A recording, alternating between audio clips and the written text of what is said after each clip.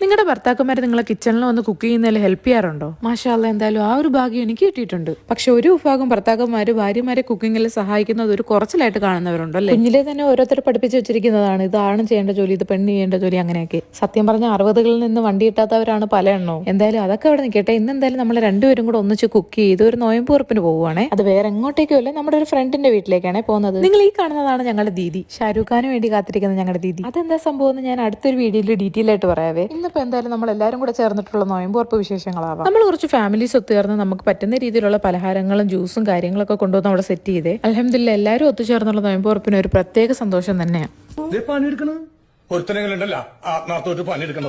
അങ്ങനെ നോയമ്പുറപ്പിനുള്ള സാധനങ്ങളൊക്കെ സെറ്റ് ചെയ്ത് അൽഹംദുലില്ലാ റാഹത്തായിട്ട് തന്നെ എല്ലാ കാര്യങ്ങളും നടന്നേ. അങ്ങനെ ഞങ്ങൾ നല്ല ബിരിയാണിയും കാര്യങ്ങളൊക്കെ കഴിച്ച് അൽഹംദുലില്ലാ അന്നത്തെ നോയമ്പുറപ്പ് ഹയറായി. അപ്പോൾ എന്റെ അക്കൗണ്ട് ഒന്നും ആരും ഫോളോ ചെയ്യാൻ മറക്കണ്ട. അടുത്തൊരു വീഡിയോ ആയിട്ട് വരുന്നിടം വരെ ബൈ.